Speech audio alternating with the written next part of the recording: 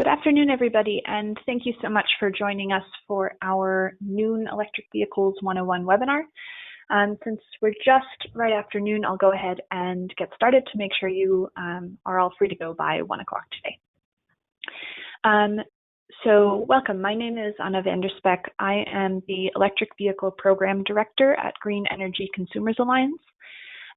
For those of you who aren't familiar with us yet, we are a nonprofit organization, usually with two offices, one in Boston and one at Providence, right now with many scattered across the two states.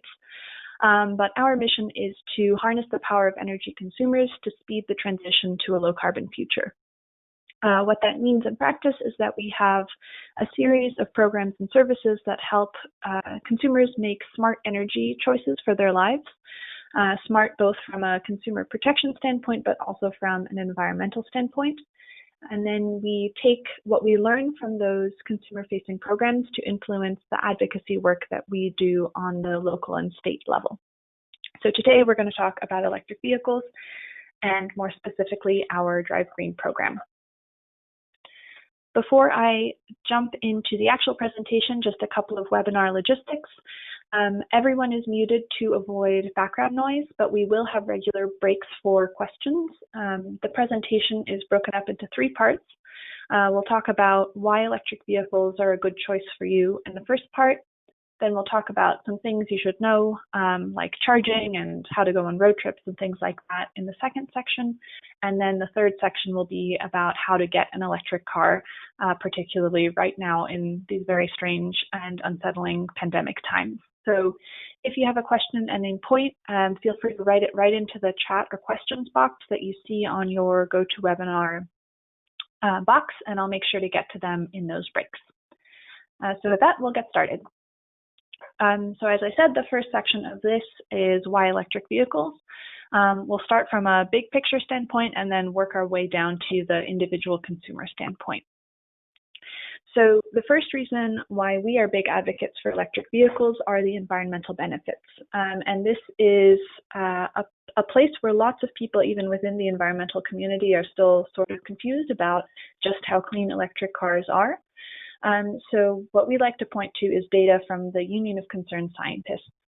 They have set up an EV emissions tool where you can plug in any zip code in the whole country, and they'll tell you what the relative emissions of a gas-powered car and an electric car would be in that zip code based on the mix of generators producing electricity in that region. So according to that tool, the average gas-powered car emits 381 grams of carbon dioxide emissions per mile driven. A plug-in hybrid, which is a vehicle that has a battery on board that you can charge by plugging it into a wall outlet, but also still has a backup gas tank, emits about 181 grams of carbon dioxide emissions per mile when you charge it on the New England power grid. So already right there, you can cut your transportation-related emissions in half just by switching from a gas-powered car to a plug-in hybrid.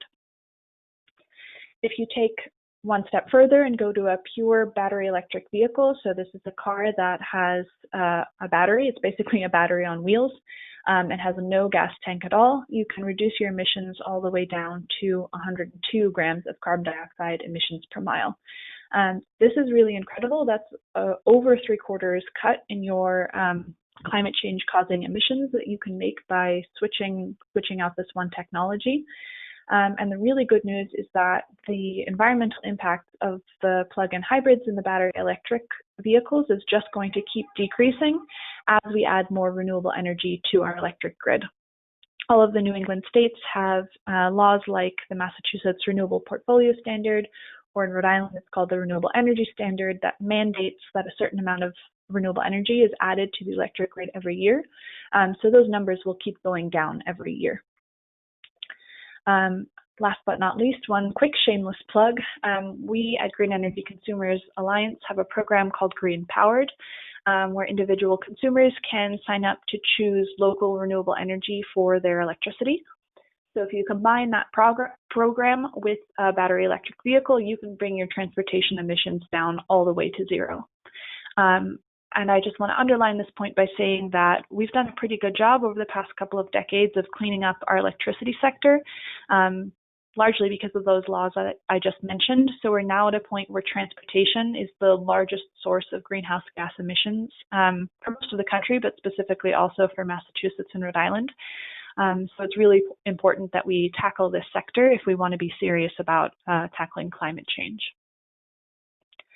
Along with those environmental benefits are pretty substantial public health benefits that particularly right now are really important to highlight.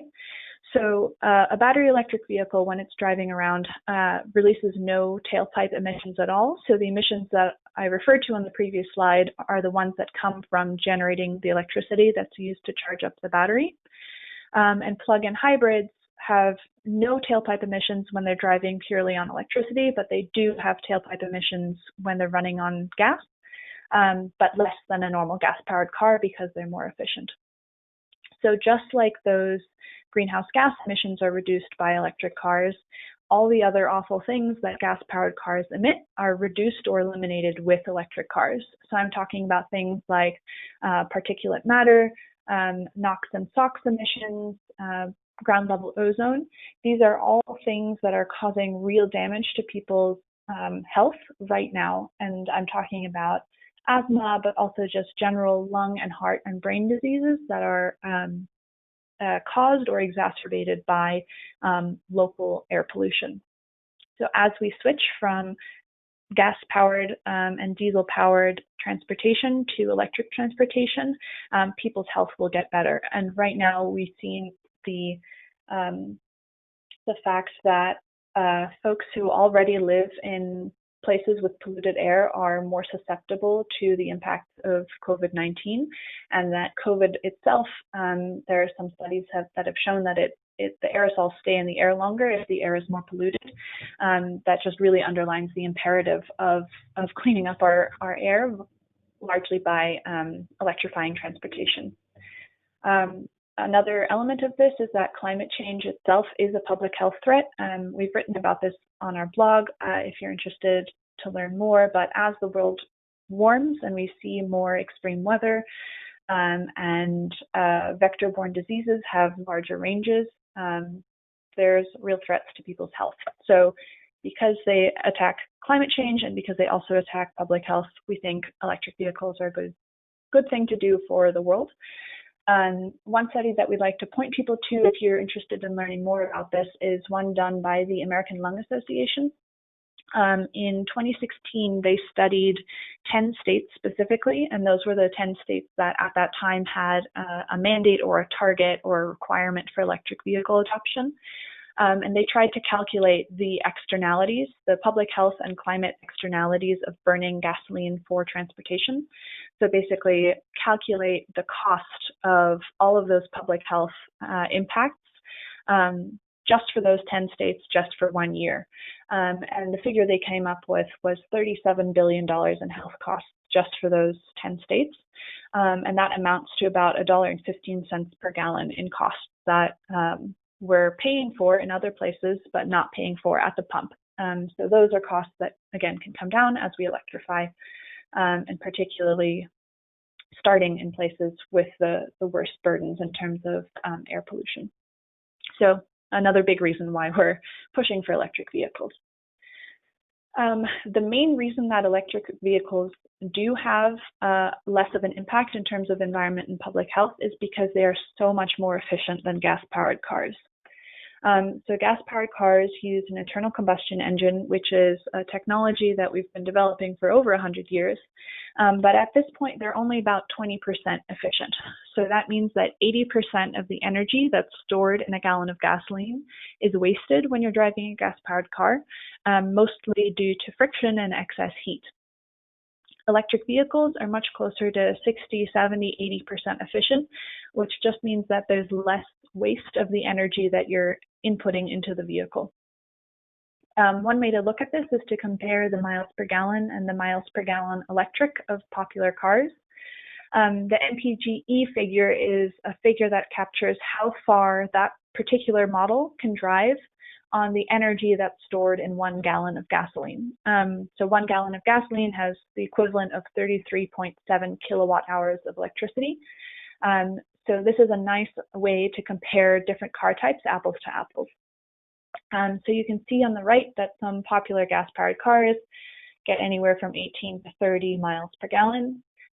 Traditional hybrids that don't plug into a wall but do have an onboard battery get somewhere between 40 and 50 miles per gallon. And then the electric vehicles blow everybody else out of the water with an equivalent of over 100 miles per gallon. So basically, just because they waste less energy, they have a smaller environmental and public health impact, but that also is good for the consumer, which we'll see when we talk about fuel costs. So we are an environmental organization, but we're also a consumer protection organization, basically. So we want to make sure that if we're advocating for technology, that it actually works for people. And the good news is that electric vehicles do. And one of the ways that they're a great choice for consumers is that they have lower fuel costs, mostly because of those efficiency benefits I just talked about. Currently, of course, this is a very interesting time to be talking about lower fuel costs because gas prices are so low. But the good news is that EVs win out even in the current climate, and that there's a benefit in relying on electricity for your transportation fuel because electricity costs are historically much more stable than gas prices. So you don't have to worry about these sudden swings that we see in the gas markets as much in electricity. But there's basically two ways that we look at this question of lower fuel costs. On the left, we show our math. So every quarter, we go out and we look at current gas prices, efficiencies for gas-powered and electric cars that are on the market right now, electricity prices, and we do some math to figure out how much the average driver in Massachusetts or Rhode Island would save by switching from the average gas-powered car to the average electric car. So the last time we did this was in February, and at that time, it was savings of 4.7 cents per mile. Which came out to about $560 per year or $47 per month. We encourage you to go to our website and check out our math. We publish our methodology so that you can plug in the specific vehicles that you're comparing to do that math, but we also link to some resources online that will do that for you. We're pretty comfortable with our math because it compares well with the Union of Concerned Scientists. They released a study a little while ago looking at fuel cost savings on a national basis and came to an estimate of $770 per year in savings. And their Boston area specific estimate was closer to $558 per year, largely because we have slightly higher electricity prices in New England than in other parts of the country. Which is all to say that we're pretty comfortable with that math, but we encourage you to check it out in more detail. The second way of looking at this is from the Federal Department of Energy.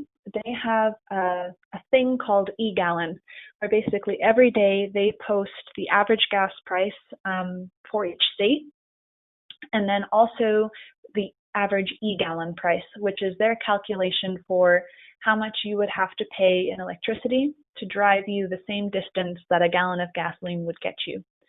So obviously there are a bunch of assumptions that is going into their calculations there, and you can go straight to the eGallon website to learn more about that.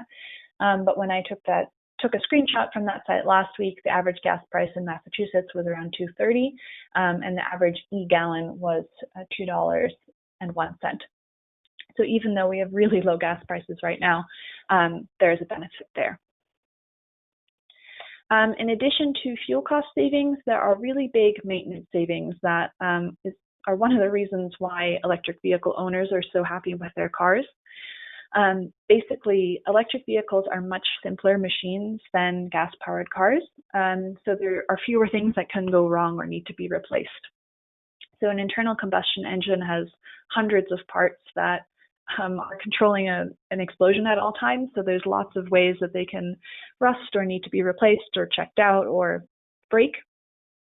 In contrast, an electric vehicle, the battery, the motor, the electronics themselves require very little maintenance. And there's also fewer fluids, which again just means there's fewer things that can go wrong. There are also technologies built into the car that do protect some of the parts that do have to move. So one classic example of that is regenerative braking.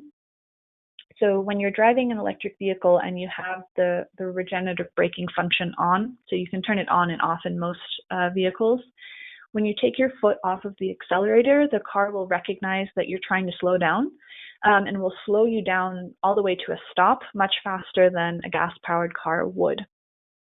What it's doing there is it's actually capturing energy that would otherwise be lost to friction if you stepped on the friction brakes, and feeding that energy back into the battery, which means one, that your range is extended, and two, that you don't have to use your friction brakes as frequently, which means they don't wear out as quickly.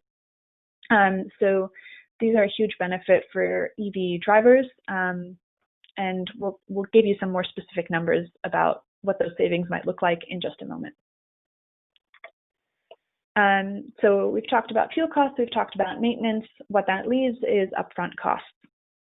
So the good news is that there are a ton of purchase and lease incentives available to you that bring the upfront cost of a new electric vehicle well below the average price of new cars that folks are buying in this country right now. So the first thing that you should know is that there's a federal tax credit that's up to $7,500. I say up to for two reasons. The first is that the value of the credit depends on the battery size of the car that you pick.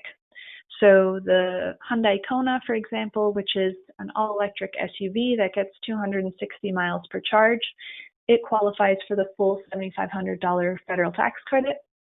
But the Toyota Prius Prime, which is a plug-in hybrid that has a smaller battery, it only gets 25 miles of range on electricity and then has a backup gas tank, its federal tax credit is smaller. It's somewhere around $4,500. So that's the first thing you should know.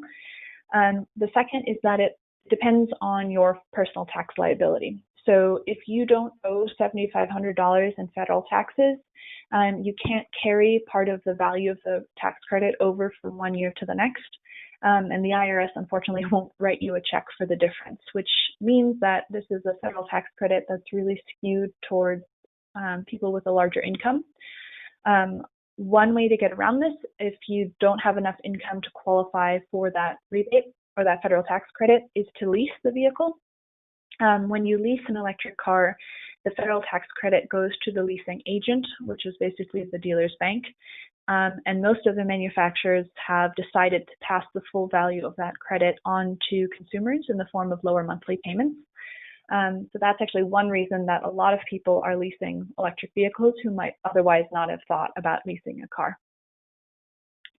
The third thing you should know about the federal tax credit is that it was set up to jumpstart the industry and then kind of fade into the background as this new technology took hold.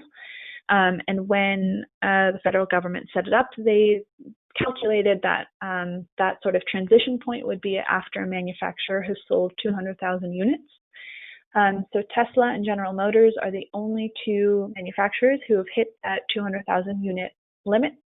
And they have both completed the phase-out period, which basically the federal tax credit gets cut in half a couple times over 6-month chunks before it disappears altogether. So they both have a federal tax credit of $0 right now. But all the other manufacturers have yet to hit that 200,000 limit, and particularly right now with the recession, it's unlikely that they're going to hit it anytime soon. So if you're thinking about an electric car and the federal tax credit is part of your calculation, it should be around the way it is for probably through the end of this year for the other manufacturers. The next step is that if you are lucky enough to be a resident of Massachusetts, we have a state rebate called More EV for the purchase or lease of electric cars. Basically, if you purchase or lease a pure battery electric vehicle that has a sales price under $50,000, once you've acquired the car, you can go to the More EV website, fill out their application, and the state will send you a check in the mail for $2,500. If you choose a plug-in hybrid instead, it still has to be under $50,000 and it has to have at least 25 miles of electric range. But the same thing, you go to the website, fill out the application, and the state sends you a check for $1,500. This is a really important rebate that has really jump-started the industry or the market in Massachusetts. So if you're thinking about getting a car, definitely keep that in mind. If you are a Rhode Island resident, Rhode Island used to have a similar rebate, but it expired in 2017. And despite our best efforts, we've not been able to convince the state to bring it back. But you do still have the federal tax credit if you live in Rhode Island. The final layer of incentives that is available to you is our Drive Green program. So I'll talk about it more in the third part of this presentation, but basically we have built up a network of car dealers across Massachusetts and Rhode Island who offer fixed discounts on a monthly basis for new electric cars. So basically at any time you can go to our website and compare dealers' discounts for the models that you're interested in. And then as long as you sign up through our sign up form, you qualify for that discount. So you can stack all of these incentives on top of each other to really bring down those upfront costs for the cars. But again, we'll talk about that a little bit later at the end of this presentation. So I've thrown a lot of stuff at you. And so we have here a simplified total cost of ownership analysis to kind of tie all of those things together. So what we have here is a comparison between the Toyota RAV4, which is a really popular gas-powered car that's on the market right now, with a comparable vehicle, the Hyundai Kona EV, which is also an all-wheel drive SUV, but it is all electric and gets 258 miles per charge. And then also the Nissan Leaf Plus, which is a car that a lot of people recognize. Nissan Leaf has been on the market for a long time. So basically what we're comparing here is the upfront costs, the fuel costs, and the maintenance costs over 5 years to see how the math pencils out. We're not including things like dealer fees or depreciation or financing costs or insurance or taxes because we wanted to keep this simple and really highlight those three things that we've talked about thus far. So if you look at the top row and you look just at the MSRP, you might think, okay, the electric cars are more expensive than the Toyota RAV4. But as soon as you take into account the rebates that we have through the Drive Green program for the two types of vehicles and the federal tax credit, you see that the net upfront price for the EVs is already lower than the Toyota RAV4. And if you live in Massachusetts, that net price is $2,500 less because of the more EV rebate. But then the next thing we look at is the energy cost. So for this little analysis, we're assuming that you drive 15,000 miles per year. For the two EVs, we multiply that by the efficiency of the vehicle as published by the EPA. And then we multiply that by an average price for electricity across the two states where we do business, and we come to $900 or $800 for the two EVs. For the Toyota RAV4, we start with 15,000 miles, we divide by the miles per gallon, and we multiply by what was the gas price when we did this analysis last, and we get to $1,400. So already there you see the difference in gas prices, or fuel prices, I should say.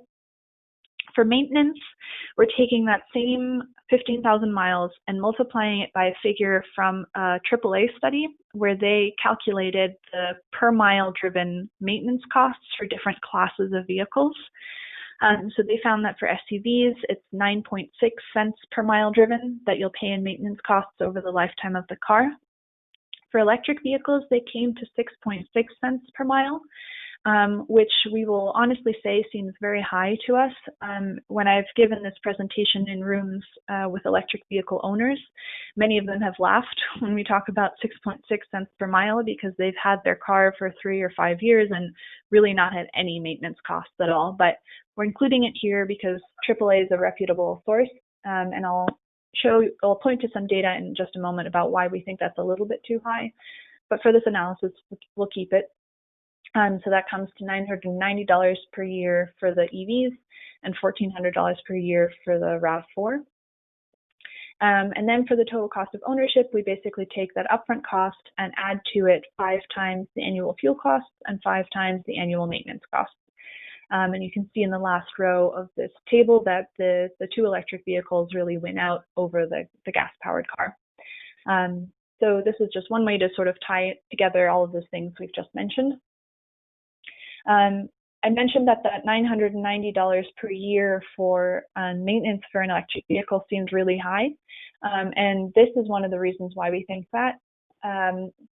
The city of New York has released its maintenance data for all of the cars in its fleet. And they have a bunch of electric cars in their fleet. And they found for the year 2018 that the electric vehicles that they had in the fleet, the maintenance costs were under $400. The traditional hybrids were around $1,000, and then comparable gas-powered cars were well over $1,600. So this is much more in line with the experience that we've heard our EV owners have, that maintenance costs are much lower than $990 per year. We also ask our electric vehicle owners regularly if they would recommend the car that they purchased to a friend or neighbor, and 100% of respondents have always said that they would. So people are generally very pleased with this decision and don't think they're going back to a gas-powered car ever.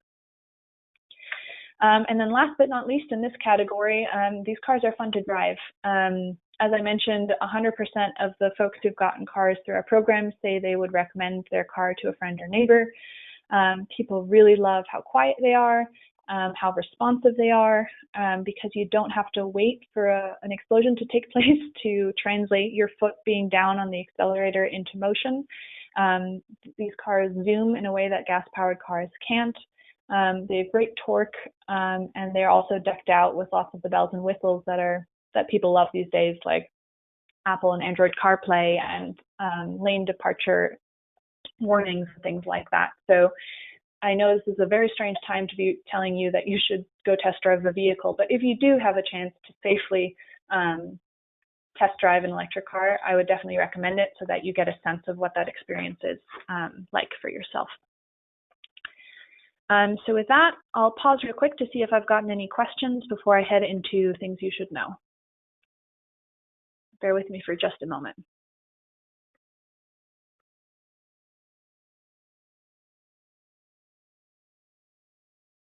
There's one question about whether the More EV rebate applies to pre-owned vehicles. It does not currently apply to pre-owned vehicles, but that is something that we are advocating for, and it sounds like there might be some movement coming in the next couple of weeks or months. So I would say stay tuned. Currently it doesn't, so if you're thinking of getting a car in the next week or two, it won't. But we'll see if there might be some changes there. I can't promise anything, but I've been encouraged by some of the conversations we've had recently. There's a question about which state agency handles the processing of More EV rebates and the costs in terms of rebates paid and administrative expenses. So the More EV rebate is administered actually by a nonprofit called the Center for Sustainable Energy. So they're basically enacting it on behalf of the Department of Energy Resources. I don't know off the top of my head how much of that is administrative versus paid, but I wouldn't be surprised if that information is right on their website. One thing I will say is that sometimes people are upset that the state is supporting vehicle electrification because they think that it's tax dollars going towards More EV rebate, but the funds for that rebate actually come from the Regional Greenhouse Gas Initiative auctions, so that's a separate source. I see one question about solar that I'll answer separately to keep this webinar focused on electric vehicles. There's one question about insurance costs to see if they're generally higher for electric vehicles than gasoline cars. They're about the same. Really, it's just similar to gas-powered cars that the more expensive the car is, or if it starts getting into the luxury realm, the insurance costs go up. But the fact that the vehicle itself is electric does not impact insurance costs. There's a question about Subaru, when they will have an EV. They do actually have an EV, the Subaru Crosstrek plug-in hybrid. It's just few and far between. So you can get one. If you talk to your local Subaru dealership, they should be able to help you get one, but the manufacturer, haven't made any big statements about where they're headed on electric vehicles the way that some other manufacturers have. And then there's some questions about whether this presentation will be available later. Yes, and I will follow up on some of the other questions that are asking for specific links. But with that, I think I'll move ahead into things you should know, and we'll have other stops for questions later.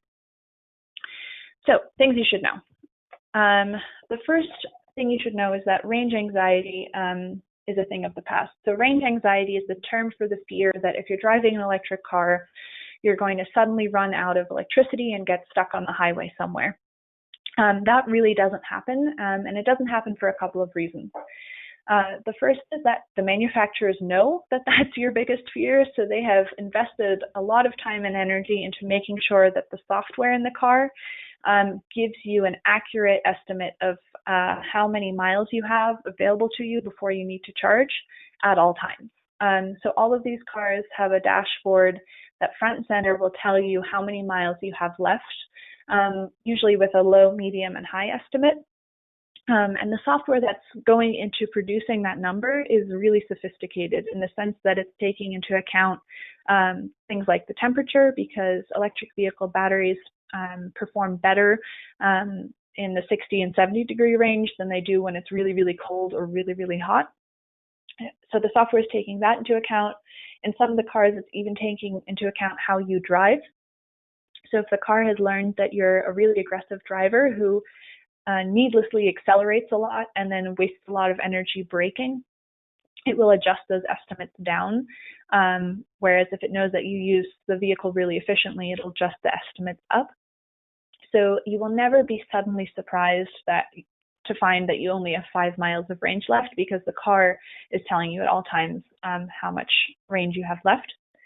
The second reason this is really a thing of the past is that the range of the electric vehicles that are on the market today is much higher than what most people drive in a day. So most people drive 30 to 40 miles in a day. Most of the all-electric vehicles that are available at this point have over 200 miles of range per charge. So you can do your daily driving and then plug in at home or at work to replenish what you've used.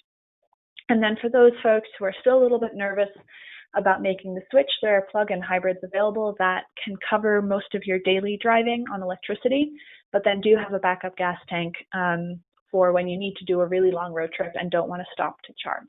So that's the first thing you should know. The second thing is that charging isn't as hard as most people fear. So back when we could have in-person events and talk to people in real life, one of the first questions that we get when we talk about electric vehicles is, how long does it take to charge? And when somebody asked that once, when there was an electric vehicle owner standing next to me, the way that they responded was that it takes 10 seconds. Because for them, the experience of charging is that they get home or get to work if they have charging at work. They plug in. The act of plugging in takes about 5 seconds. Then they go about their evening or their day. And then when they come back to the car to unplug it, that's another 5 seconds. And that's all the time it takes. Obviously, if you don't have access to charging at home or at work, it gets a little bit more complicated, and I'll speak to that. But I like to share that anecdote to really underline that the paradigm of how you think about refueling your vehicle is much closer to how you think about recharging your phone than expressly driving someplace just to refuel your car the way that we do with gas-powered cars. But more specifically, there are 3 levels of charging an electric vehicle. The first is called level 1. It's when you take the cord that comes with the car and plug it into the same outlet that you would plug a cell phone into, 110 volts, and that adds about 4 miles of range per hour spent charging. It's also called a trickle charge because it's the slowest level of charging, but we like to encourage people to not dismiss it immediately, because for many people it's actually enough. So if you drive around 40 miles a day and you have access to charging at home overnight, you can come in, plug in at a level 1 charger for 10 hours and get the 40 miles that you used up in that day. So we actually have a charging guide that can help walk you through what might be right for you. But I would just say don't dismiss level 1 out of hand just because it is the slowest way. The next step up is called level 2 charging. It uses a 240 volt outlet, which is the same kind of outlet you would use for an all-electric dryer. And it adds 10 to 25 miles of range per hour spent charging. That range and how many miles it can accept depends on the vehicle. Certain vehicles can just accept charge faster than others. But this is the kind of station that you can install in your home by basically purchasing a unit either online or at a home improvement store and then hooking it up to a 240 volt outlet. But when we talk about public charging, the majority of public charging is level 2 as well. The third level of charging is called DC fast charging. The DC stands for direct current. And this is the closest that we can get to the experience of pulling up to a gas station. For the Chevy Bolt, it adds about 90 miles of range in half an hour of charging. On some of the Teslas, it can add 120 miles in half an hour of charging. And this is the kind of charging that you would rely on really just if you're going on a road trip. So you cannot install one of these in your home, but you can see them increasingly at some supermarkets, at rest plazas, along highways, places like that. So this is for when you need to drive a couple hundred miles in a day and need to recharge along the way. In terms of plug types, the first thing you should know is that Tesla has its own proprietary charging system. So only Tesla vehicles can use Tesla charging stations. And Tesla has invested really heavily in building out a national charging network, which is one of the big reasons that people are such big fans of Tesla, because they make it very easy to go on a cross-country road trip in one of their vehicles. All the other manufacturers use the same standard for level 1 and level 2 charging. It's called the J1772. So it means that no matter what car you're driving, you can plug into a level 2 station. If you're driving a Tesla, you can get an adapter to be able to use the J1772 port, but no reverse adapter exists. So if you're driving a non-Tesla, you can't buy an adapter to use a Tesla charging station. And the only place where it gets a little bit tricky is in DC fast charging, because there the industry is split. American and European manufacturers use the SAE combo, which you can see in the middle on the right, and Asian manufacturers use the CHAdeMO plug, which you can see on the bottom. What that means is if you're driving a Nissan Leaf, which has the CHAdeMO plug, you cannot plug into an SAE combo, and if you're driving the Chevy Bolt, you cannot plug into a CHAdeMO. The good news is most stations have cords for both plug types, so you don't really have to worry about it. The only time that it might be a concern is if you are relying on a DC fast charging station that a car dealership has installed. If you're making a trip, that car dealership has probably only installed the type of station for the vehicles that they sell, but all of the public-facing DC fast charging stations have cords for both types. As I mentioned, we do have a charging guide called Installing Electric Vehicle Charging at Home that is useful both if you have an electric vehicle and you're trying to figure out what you should install at home, but also if you're just thinking about an electric car and want to get a sense of what questions you should ask yourself to figure out what charging might look like for you. So that's available on our charging page on our website, and we definitely encourage you to check it out. So I mentioned earlier that you can charge on the go, and there's actually a lot more public charging than most folks realize because it doesn't exist in the same way that gas stations do with big signs on the highway. These stations exist in places where people already go to spend a fair amount of time. So supermarkets, libraries, movie theaters, malls, all of these places are starting to consider installing charging stations. So the two screenshots you see here are from a resource called PlugShare, which we highly recommend because it's a nice neutral platform to check out charging anywhere in the country. So when it comes to charging, there are a couple of different companies that are building out networks. In New England, one of the biggest ones is called ChargePoint. So if you become a ChargePoint member, you can use the ChargePoint stations, and you can go to the ChargePoint app to see their stations. But they do have competitors that are also building out charging stations. So if you want to see all of them on one map, we really like PlugShare because it's network neutral. You can see them all, or you can filter by only certain types. And they also have a function to help you plan out a trip. So if you know that you need to drive from here to Buffalo, New York to visit family, you can plug in a start location and an end location, and it'll show you what charging stations are available along your route. So these two screenshots are from PlugShare. Anything that's green is a level 2 charging station, and anything that's orange is a DC fast charging station. The other nice thing about PlugShare is that it's crowdsourced, so you have lots of enthusiastic electric vehicle owners writing in comments about the different stations. So if you know that there's a charging station at a Walmart and you get there and the parking lot is massive and you can't figure out where the charging stations are specifically, likely someone has written in on that particular station on PlugShare to say, heads up, it's in this corner. You can find it here, and maybe have even uploaded some photos to help you find it. So it's a really great resource, both if you are an electric vehicle driver and you're looking for a charging station, and if you just want to get a sense of what's out there as you're thinking about maybe making the switch to this technology.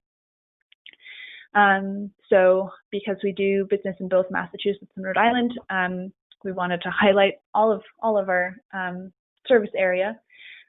One thing you should know is that the investor-owned utilities in Massachusetts and Rhode Island, so Eversource and National Grid, have what's called a make-ready plan, where basically they can help workplaces, multi-unit dwellings, and public-facing lots install charging by doing a cost share, where basically the utility will pay for whatever it takes to get the electricity service to the charging pad.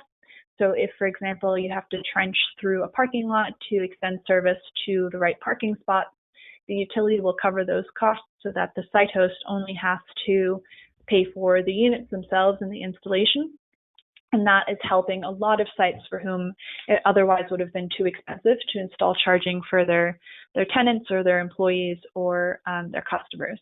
So this map is getting filled in all the time, thanks in part to those investments. So that was that. I will pause again to see if I've gotten any questions, and then we'll talk about how to get an electric vehicle.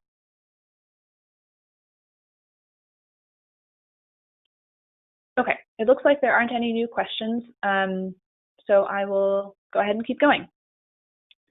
How to get an EV. So as I mentioned, we run a program called Drive Green that has a network of car dealers that offer fixed prices on a monthly basis. That's available right on our website.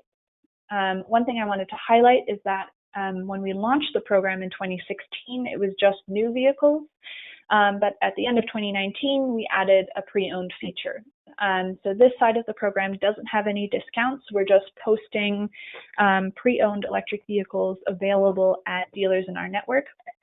But you can sort and filter by different characteristics and then fill out the form to be put in touch with the car dealers for those specific vehicles. So that's something we're really excited about, particularly because we want to make these cars accessible for the widest range of people possible. And it's exciting that finally we have enough pre-owned vehicles on the market to support this program expansion. So we're excited about that. But to show you more about the program, I'm actually going to go directly to our website, which is greenenergyconsumers.org/drivegreen. When you get here, you can do a couple of things. So first, you can learn more about all of the topics I just talked about on the left. If you want to learn more about public health benefits or fuel costs or the environment, we have pages there with more information.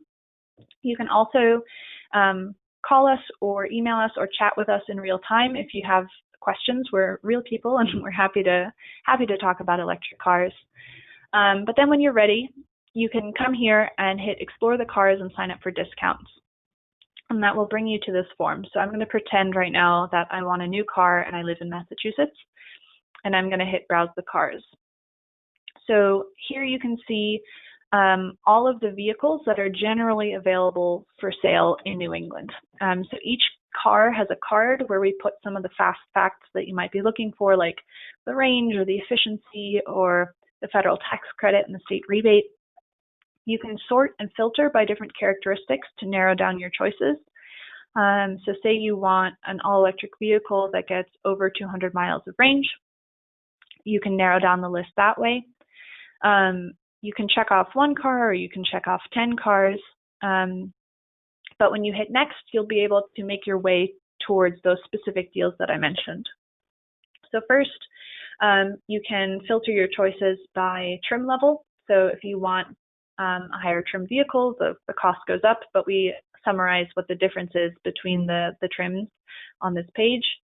I'm going to pretend that I want the cheapest trims, and then I'll hit see your deals. And this is where you can see deals from different dealerships across Massachusetts and Rhode Island in the same format. So each deal has an expiration date because the dealerships often don't get pricing information from their manufacturers until the first of the month. So at the beginning of the month, we update the prices, usually with an expiration date at the end of that month. Then you can see the price before discount, which is defined as the MSRP, the destination fee, and all other fees except for title plates, registration, and sales tax. Then you can see that particular dealer's current discount, Massachusetts state rebate, federal tax credit, and then the final price is just the price before discount minus all of these incentives. Same thing on the lease side, we have the total money due at signing, monthly payment, term, annual mileage. And then we try and get as much detail as we can out of the different dealerships about the specifics of their current deals. So sometimes, for example, to qualify for the full Drive Green discount, you have to finance through the dealer's bank, like in this example from Herb Connolly. But other times there's no financing agreement or requirement. So basically, we just try and get as much information here so that you can really compare apples to apples between the different cars and between the different dealers. But if you get here and you say, okay, I'm really interested in a Chevy Bolt and I want to check out both of these dealerships, you check them off, and then you complete the sign-up form to get put in touch with the dealership. Filling out this form is important because it's the only way that we can prove to the dealership that you qualify for that discount. And it's also the best way to get put in touch with the right salespeople at the dealership, because not all of the salespeople at any given dealership are equally enthusiastic about electric vehicles or able to answer your questions. So when you hit finish up, we'll send you an email that says, okay, you signed up to test drive at these dealerships. Here's the phone number and here are the specific salespeople that you should reach out to talk about a car. And at the same time, the dealership is notified that you're a new lead from the Drive Green program and that you qualify for the program discount. From there, it's really between you and the dealer, but we're still available if you run into any problems to help guide you through the process of either negotiating or talking to a car dealer or questions about the car. One thing I wanted to highlight as well is that we recognize that this is a very difficult time for everybody in lots of ways, but in particular, it's a difficult time to be thinking about making a major purchase of any kind. So we do have a pledge. So if you are interested in learning about electric vehicles and you know that your next car will be electric, but that you're not ready to buy a car just yet, we encourage you to sign our pledge. Basically, what that means is that we'll keep you updated by sending you a quarterly newsletter about new things that have happened. So new cars that have come out, incentives that have changed, or just interesting things that we think you might be curious about. And of course, as always, feel free to share this with all your friends because we want to help once the market is hopefully a little bit better and folks feel a little bit more stable, that we can really help transition some folks into new or pre-owned electric cars. So with that, I'll return to this presentation. Let's see. If by any chance you already have an electric vehicle and you would like to become one of our EV ambassadors, or if you have a friend who has an electric car, we have a network of EV owners who when times are normal, come to events and show off their cars and answer questions, but otherwise are just available to chat if you are thinking about getting a car and want to talk to a real life EV owner. We'd love to grow that network as well. But with that, I'll turn it back to questions. Thank you very much for sitting with me through this presentation. I hope it was useful, and if there are any other questions, I'll answer them now.